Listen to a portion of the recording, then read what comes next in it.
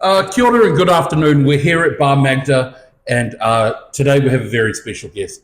We're joined by Nick from Tincan Wines. I cannot tell you how excited I am to have Nick here. He's an absolute renegade. That's definitely the easiest way to describe him. A renegade in kind of like New Zealand wine. What he does and like his approach to wine is less than conventional. Nick, thanks for your time. Thanks for coming up. How's Auckland been? Awesome. What have you been up to since you've been in the city? Pouring wine, Pouring wine. hanging out at the beach, Yeah. making the most of being out of Nelson. Yeah. And how is Nelson at the moment? Obviously, that's where you make the wine. Make the wine, grow the wine. Yeah, it's good. Like we've had I've been there since 2016, and apart from a couple of cyclones coming through in 18, we've had great weather, so I can make quite good, consistent wine. So Nelson's been great actually. And how was the vintage this year? Probably best in a decade. Really? Yeah, 2024. Like we didn't get rain from September till May, so and all my wines dry farmed, so just super concentrated, really low crops, and just all the time in the world to pick it. So yeah, 2024 is going to be really interesting. How do you think that's going to reflect in the wine? Oh, just intensity. It's going to be amazing. Bigger alcohols maybe than I'm used to, but my wines can handle it. So that'll be interesting to see how things develop with that. Like it's a little bit of a learning curve, but I mean, everyone, if you're going to drink a glass of wine, you want it to be punchy. So it's the wines are tasting really in balance in the barrel and amphora and stuff. So. And are we going to be getting these wines younger, or No. they're going to be a lot longer? Yeah, I'm just going to slowly keep rolling out. Like we're on the 2020, just been released. I've got a 2021, but that suited releasing a little bit early. 2022s, like the wines I make need time in bottle to be ready to drink. So Yeah, I think that's really interesting for me. Kind of like there was a point where you were just like an absolute rock star. You were like exporting wine all over the world, and then nothing. Why? patience. I mean, the world wine market's pretty tight at the moment. Like the world economy is pretty tight. So timing's probably not amazing when it comes to that, to be honest. But at the same token, like if you've got a philosophy and you've got to stick to it, you can't just change your mind based on the economy. Then you just got to try and write like everything I do, grab the seat of your pants and try and write it out and just hope it works out. Try to be the last man standing, and and try not to follow anyone else's blueprint. Yeah, So I think that's. I think you're definitely. There is only one blueprint, that is Tin Can, and it got thrown away and probably rewritten a couple of times. I've been I feel like I've been pretty consistent with what I'm doing. I like a lot of people ask like where who do you make wine like, and it's I never went somewhere and went, this is how I want to make my wine and copy them. It's just like I came back here from France, I had my epiphany moment over there, and then I came back with like a clean slate and went, I came back to New Zealand, I didn't want to make Pinot and Sauvignon Blanc, and I ended up with a vineyard, a brilliant vineyard with Pinot and quite a lot of Sauvignon, and I'm going to do my own thing, and away I went. So, and I think I've followed that trend from the start to the end. My 2016 white, like in 2017 in Auckland, there wasn't much natural wine. It was next to nothing. It was next to nothing. And someone from Noumea tasted my wine and bought the whole vintage, and it went to Noumea. Like they just went, we want everything you've got, because they understood what was going on. They understood that there's an understanding of natural wine. Yeah, exactly. Mainly because by process of colonization, Yeah, exactly. They understand the process. So I mean, from day dot, I've gone a lot of skins and stems in my whites, which I mean, people are starting to do cuvées and stuff like that, but all my whites are like that, and all of it skin contact, big leaves contact, a lot of solids, and my focus is texture. And orange wine is a byproduct. It's not like I'm not trying to latch onto a trend. It's just my theory was if I'm 0-0 and I don't have sulfur or the preservatives, I'm going to use the tannins and the skins and stems as my something for to be oxidized. And so to do that, you by default make orange wine. So that was the background of the philosophy, and that's what is through my wines. Well, you're also looking back into like the earliest forms of, Georgian wine and stuff like that. They make great orange wines. I love orange wine because it's so versatile. Like I could eat a piece of steak with it. Oh, definitely. I could eat a piece of fish with it. And it's like its grippy nature allows it to kind of just like get into you. Oh, totally. And the other thing is like you pour a Sauvignon Blanc that's been made like that, and you've got to say like this is a Sauvignon Blanc. It's not a Marlborough Sauvignon Blanc, and you can't. It's almost such a paradigm shift for people that it's easier to explain to someone who drinks craft beer because they can handle the different crazy flavors. 100%. Versus someone who's used to drinking like a really on point Marlborough Sauvignon Blanc that's like clean and clear and like regionally specific for them is just nothing like what I'm trying to do. So which is great because you're kind of like what people are used to is just this incredibly homogenized idea of what an appellation can produce. Yeah. It's like and it's like Marlborough wine, and you're just like, okay, it's always going to be this. Well, actually, it doesn't need to be. No. Someone needs to eventually fly in the face of convention. I think that's you. Yeah. Well, I mean, like I did the big guy stuff. Like I worked for Yealands. I was his viticulturist. He flew me all around the world looking at organic vineyards. So like, you go to the big guys and you just go. That was the moment that I realized that like organics isn't something you do; it's something you believe in. Yeah. And I knew that wasn't the right time. And then I went to Australia and worked for like the 5th biggest company. I made all of Jim Beam for Australasia. I did all the big stuff, and I was just like, it just didn't sit very well. Worked at big, some big contract facilities, and then you go down and you get smaller and smaller, and you're like, this is where I want to be because I'm a hands-on person. I got into winemaking because I wanted to be a viticulturist, not really a winemaker. So it starts with wanting to take what you're trying to achieve in the vineyard through, and if you're going to like try and get your fruit ripe and do all this amazing stuff, then to just press it and add chemistry to it to make what everyone else is doing just seems to defeat the purpose. Yeah, so it's like you wasted all the time and investment in trying to produce great fruit just to produce a homogenous and consistent product over a series of vintages. Yeah, pretty much. So, and then everyone that does any trade, they always want to learn something different, and for me, this whole thing is a learning experience. You push the boat out in one direction and you're like, okay, I've gone as far as I can go. And the 2020 orange is definitely that. And then you come back and then like 4 years later, you're like, what I thought that was going to taste like is actually how it turned out. Now you're like, oh, maybe I didn't need to come that far back. So you're like, oh, I need to have another crack, So it's such, like I said, it's a learning experience for me, and the boat takes so long to shift when you're making wines that you want to leave in barrel for a year or amphora for a year and then in bottle for multiple years to soften out, and then you're making decisions over looking back over really long periods, and like you've got another 2 or 3 vintages in between by then, so the boat moves pretty slow. So hence why I was saying like the philosophy you have to believe in what you're doing and stay pretty true. And just start tweaking the bits and pieces, and I guess that's kind of where I'm at. I think now is probably the perfect time to have a glass. Yeah.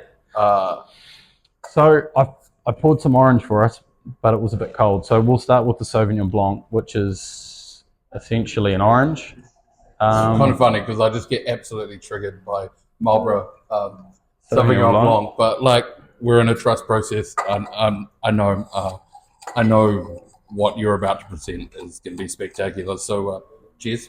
Cheers. Tell us about the wine. So I've got a little 1 hectare block. So I'm all on leased vineyards. This block I've had since 2016. It was a conventional vineyard for 4 cane like production. It's only a hectare, but I went in there, stripped it right back to 2 cane, and to try and get the intensity back, get the cropping levels back. It consistently pumps out about 8 tons per hectare, which is pretty low in comparison to what everyone else is doing. I follow regenerative practices. I don't drive tractors because I'm trying to reduce compaction. I don't mow the grass. I don't do anything under vine. I use sheep. Sheep will be going in the vineyard in like a week's time for this time of year, and it just crushes all the long grass. But I have like a full swath of ryegrass and clover, and then just bits and pieces. So there's probably 15 species of different things going on under there, but you get nice, consistent. And is that where you're getting the yeast from as well? No, I mean it's coming in with the fruit probably at harvest time, but also all my barrels. Jules Taylor, I got half of them off Jules Taylor when I started. It's a good score. Yeah, I used to work with her husband George. Anyway, they're all old barrels, so things like that. You're bringing yeast in, and I mean that's probably a lot of that stuff is commercial yeast, but it's coming in with all the small yeast and it's getting started.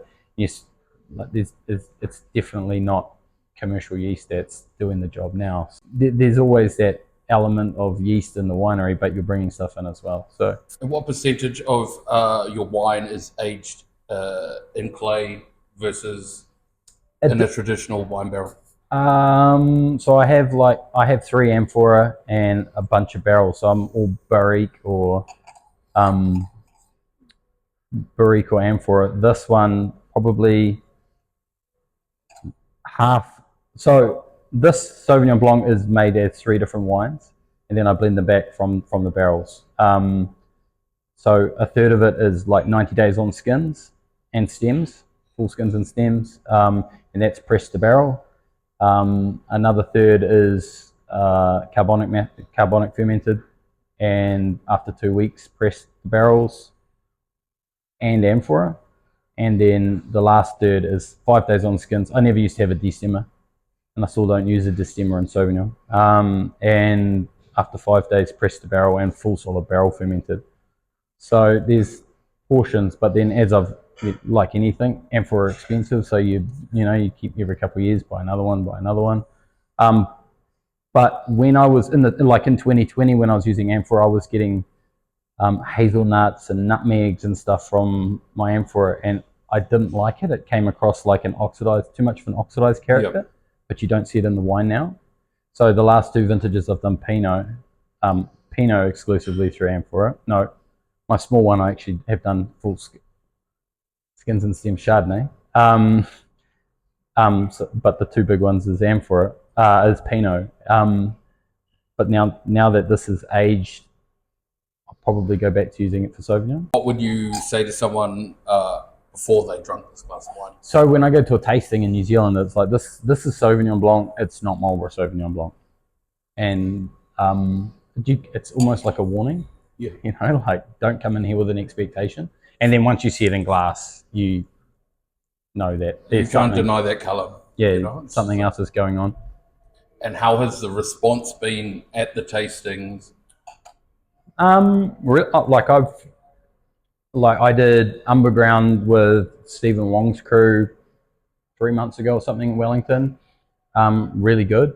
A lot of trade through then, and 3 months ago it was. I think the industry was pretty quiet, coming off the back of winter, so there wasn't much wine moving, but a lot of positive, heaps of positive. That was an orange wine festival, and I'm pouring this kind of stuff and getting lots of real positive feedback. And I hadn't released it at that point. None of the wines had been released. And then we did South Island Naturals 2 weeks ago, which is exclusively 0.0 with almost everyone. There were a couple big names that weren't there, but yeah, really good vibes, and everyone seems to be really happy. And then trade tasting the last couple of days in Auckland have been. I'm super pumped on how, and it's not just like young people. It's like you're pouring it for 7-year-old ladies, and they're like, oh, I love this, I think and it's you're kind of soft landing them into this as a Marlborough, but it doesn't mean they don't have taste buds. Anyone who enjoys things that taste delicious is gonna love natural wine. It's just like one of those things where like you just got to find your lane.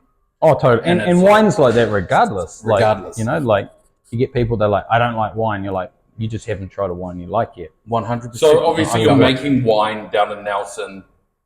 What's really interesting, there seems to be, I wouldn't call it the collective, but you know, it is a group of you who are making natural wine. Can you kind of like talk to the culture, what's going on, what everyone, you know, obviously everyone is trying to do something different, but you all are like very staunch in your philosophy, and also trying to be 0-0 or pretty close to it. Yeah, I mean, for me, there's like three sort of standout OGs in the country, and that's like Lance from Cambridge Road, Theo from Hermit Ram, Alex from Kindelly. And you know, they were kind of before everyone else and made it like a viable commercial sort of thing. Alex and I went to university together, and when I came back from living in France, he's like, my wife's from Greymouth, so we're already like, not much wine. Yeah, not much wine there. I'm from Northland, and there's some really good wine. I went to the Rhone Valley to make Syrah and Viognier because I wanted to plant it in Kerry and do my thing. But we ended up in Nelson for multiple reasons. And so it was really good timing because Alex and his family had sort of were just in the process of starting Kindelly. We did the 2016 vintage out of Remu Grove, which is now Uncle, and sort of got the ball rolling. And it's been really good to work with him. So I made wine in his winery till 2019. COVID hit, and then all this is made under my house in Nelson, in the bunker. And so that was kind of the start. And then Yuki came on board with Alex. So there was number 3. And then Rob from Uncle came back from Australia, and he took over the Remu Grove winery and got that all organic certified. And then Jim's come in from Brood. So we've got like quite a tight-knit group. We like share a lot of equipment. We share a lot of ideas. We're all doing something different, way different. So no one's, it's good to bounce ideas and have some like. But you never ever feel there's like toe stepping? No, not really, because everyone's in there, like we're all doing something similar, but we're all in our own lane. So that works like it's more of like a let's all catch up and have a beer rather than. How important is that kind of like feedback loop to you? It's pretty good. Like most of us have young kids, so you don't have much spare time. And when you have spare time and you can kind of go and have a beer on a Thursday afternoon, you like sneak one in before you go pick the kids up or something. Yeah, one. And you know, and like bounce some ideas, or it's time to taste some wine, and you can call some guys up, and you know, like you get some possibly close to honest feedback. Yeah. It's quite good. It kind of keeps us all going. And we kind of, but we're all still doing our own thing as well. Yeah. So it's a good little environment to be in, and we don't have too many big brothers like conventionalists looking over our shoulder, like telling us that we can't do, you know, like. And how do the conventioners feel about what you guys are doing? I don't even know. I just stick to doing my own thing, and like I can't change what they're thinking. Yeah. So I just focus on what I can change, which is what I'm thinking. But the funny thing is, I think slowly but surely, what you and all the other natural winemakers are doing is actually having an impact on them, to the point where some really big vineyards are like choosing very specific parcels of their land, and they are going natural. Yeah, they've got their like couple cuvées of natural, or as close to natural as they feel comfortable doing. And I mean, it's good because for me, like, there's no such thing as, like, every wine has its place. So like people will complain, oh, that's a cheap wine, or this is that or that,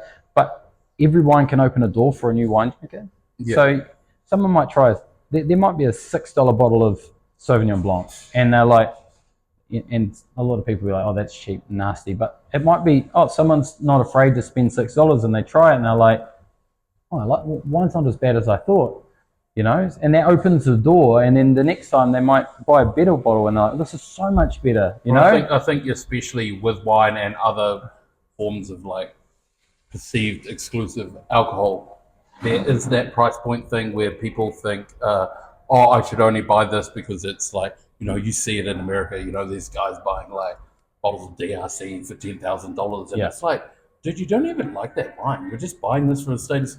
For status. Yeah, and it's like, I think it's more interesting to see what someone's palate and knowledge is like. It's like, me and a couple of mates, we have a party.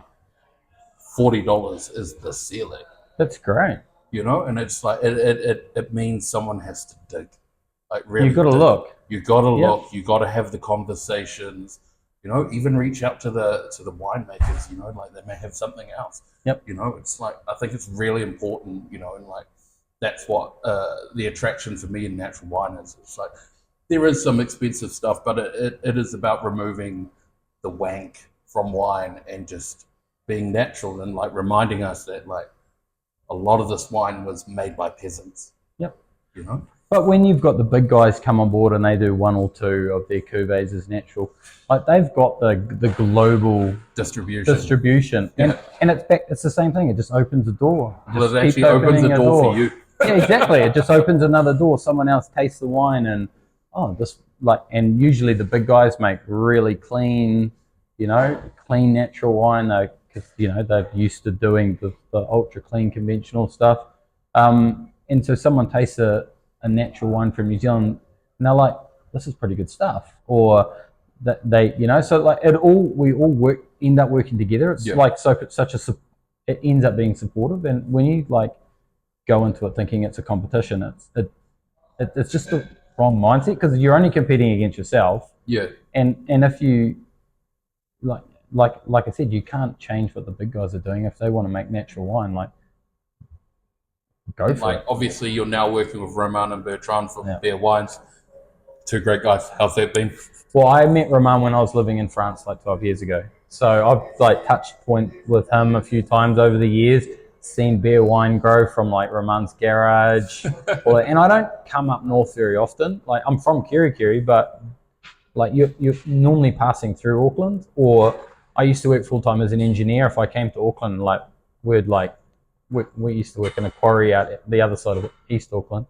You're just there. You fly in, fly out, go home, catch up on your wine gig, and so catching up with people like that, you try and make the time. So over the last 10 years of him being in the country, like, oh, how are you going?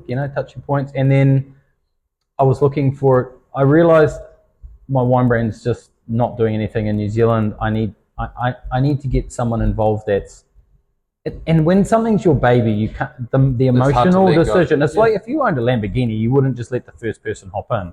You got to trust that person because it's your baby.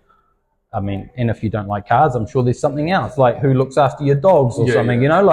So I was flirting with someone about it, and then I talked to at Underground. Actually, I talked to Jules, who used to be Cult Wine, who used to distribute my wine like right back in the day, and then he stopped doing Cult Wine and moved. And I said, look, this is where I'm at, and he's like, oh, and he sort of listed 3 people, and he's like, Beer Wine, and I was like, oh, I never even thought of Romana, and I knew that they just did importing of French, so I called him up, and he's like, we're just starting to look at doing something from New Zealand, like timing's perfect. And I think that's really cool because they have, Roman and Bertrand, they both have enough contacts in France. So this is like when I saw them and they said that, they just kind of like brought you on board. What excited me was like, not only like have the boys got some great local wine, like the possibility for export, it's like they can actually get you in front of the people that can open the doors. Oh, for sure. And and the door's wide open when those people speak. Oh, definitely. Yeah. And like those guys know they know their stuff. Like what they're bringing in from France is awesome. Like they're like the hidden gem of what's going on in the country. In the country. Like I'm waiting for Arturia to open his bar, hopefully.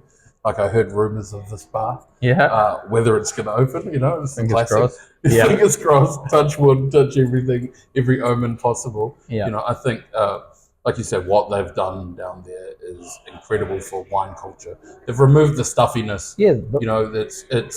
It's like you're in their house, and you literally, well, not actually in their house, but like you definitely get that vibe. Oh, it feels like you're in someone's living room. Yeah. And you talk to like the locals, because the locals have taken ownership. And when locals take ownership, you know it's a good place. Yeah, I love And it. when I flew up, I was sitting next to a lady. She would have been like mid-50s. And I'm like, oh, where are you from? She's like, I'm Mapua. And I'm like, oh, cool. I'm in Mapua too. I'm like, oh, why are you going to Auckland? Oh, we are moving from Ponsonby. And I said, oh, really? That's real interesting. I'm going to visit my distributors for the first time. They're in Ponsonby. And she's like, oh, it's not the two French guys from Beer Wine, is it? And I'm just like, whoa. Yeah. And she's like, oh, we'll share an Uber. I live next door.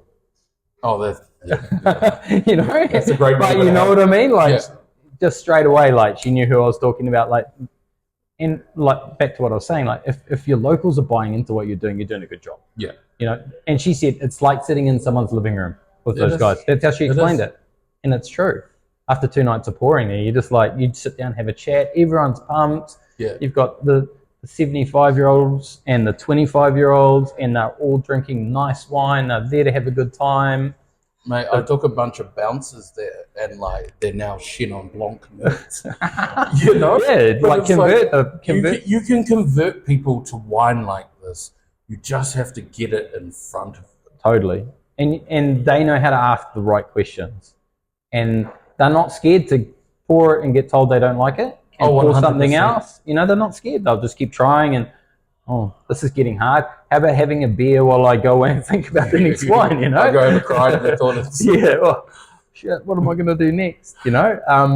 But like if they get someone in the door, they are so passionate about sharing that passion with them. And like they're in the same boat as me, you know, they like start small, just worked up, building their whole business on what they believe, and like the philosophies work so well. And I'm a true believer that things happen for a reason, and you try things and they do or don't work, and then when things fall into place, they fall into place properly. And hence why, you know, you're flirting with people to work with and give away, and you don't feel right, and then when the right thing happens, it happens. And if you push things and it doesn't happen, it's for a reason. So I'm super pumped that I've ended up working with. I trust the guys.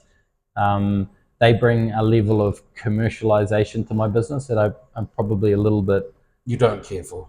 bit laxed on. Yeah, a little bit cruisy. Drives my wife crazy. But and yeah, but I enjoy having ideas too. So I'm throwing ideas at them, they're throwing ideas at me.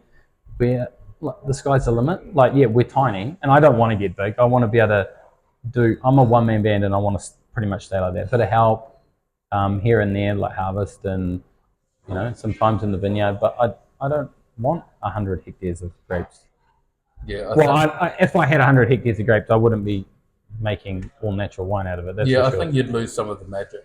Yeah, or you'd end up having to make 95 hectares commercial, and 5 hectares what is your passion project, because you just dilute it otherwise. So obviously we're here at Bar Magda tonight. You got a collaboration. How did that kind of come about? So I actually don't have any idea how Carlo first got on to me. To his credit, I think Carlo's been around Hospo. Yes. He's kind of like either been on the periphery or in the thick of some form of natural wine, or it being, he's worked somewhere. So it's like he couldn't not have had an interaction with your wine. So I think we did a pop-up in like 2017 at Jamaica Street, and we filled it, and we had a great time. And then, like COVID's been and gone and things like that, and then he set this up. He's been pretty busy. He's still doing lots of, pop-ups and bits and pieces. So we chat like semi-regularly, like consistently, but not once a week or anything. This has sort of been a couple of years in the making, but so last time I think it was post vintage, he was down visiting Jim, because him and Jim are really good mates from Brood, and they come and tasted the wine. He's like, man, I got to get you back up. We got to do this again. Yeah. I'm just like, yep, it'll happen when it happens. It's organic. You try and push something, and it doesn't work out it never works out as well as, like it's like going out with the boys for the night. If you try and make great big plans, and then when you just let things flow, you have a great night. So that's it. Yeah, exactly. So that's kind of how I work. How I work. You throw it out there that you're open to the suggestion. You're warm. Like you'll get on a plane. You'll come up and you'll front up from your end. And whatever you can do as the winemaker to make it work.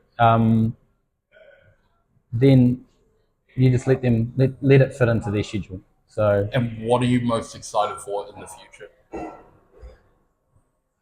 I'm really interested to see how the New Zealand market goes. Getting into Glengarry's for me is going to be really interesting because they have such a big market of wine drinkers, and to see how that opens people's eyes, because I don't look at my wines as like crazy natural wines, and I try not to sell them. I think that's it's a really bad idea to position yourself like that. Yeah, exactly. Like I'm not trying to make funky wines. I'm just like trying to make a style of wine that suits what I want to do.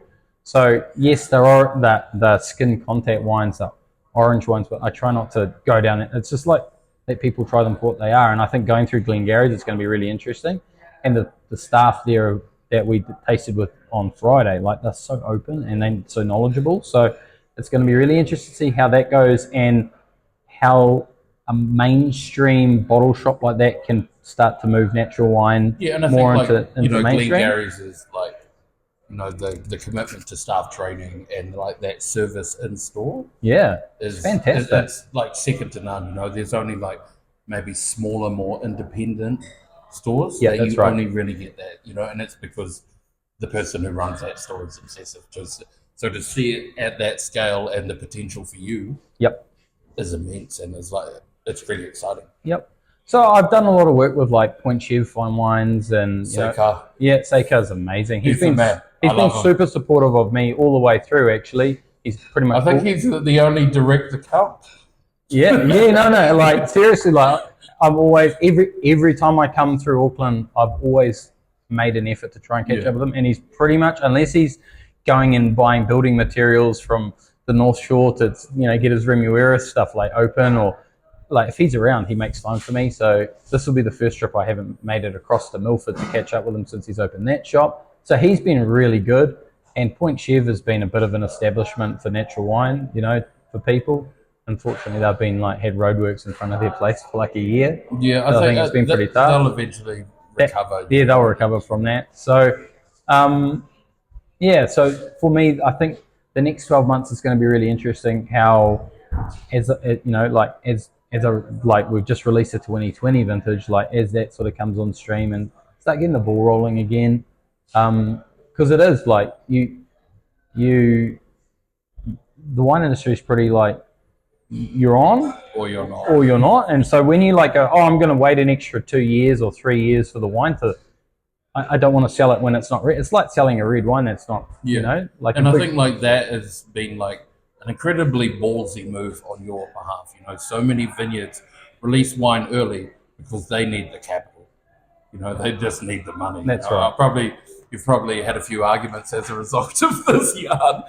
But I worked full time as an engineer until 2 years ago. Oh, really? Yeah. So all the vineyard work was after hours. I just have to take, as a contractor. So I just have to take harvest off, do the harvest stuff, and that's why exporting worked for me, because I could just pump it out. I could just sit in because it was all under the house. I could just label up a pallet's worth of wine. I'd put it on my truck, drive down to the Nelson port, and away it went. It was a pallet of wine. So it worked for the whole one-man band thing. Instead of sending a 6-pack via courier to a restaurant and it getting broken on the way, because post-COVID was awful, for things getting lost and broken. I'm just I'm letting people down. I'm getting a call at 2 o'clock in the afternoon, and I'll just have to drop tools to make sure I got the order out. I'm like, this isn't really working for me. And so I just sort of sat on it for a while. I'm exporting, I'm happy, the wine's going out. And then to come back into New Zealand, I didn't want to get caught back in that chasing 6-packs again. Yeah.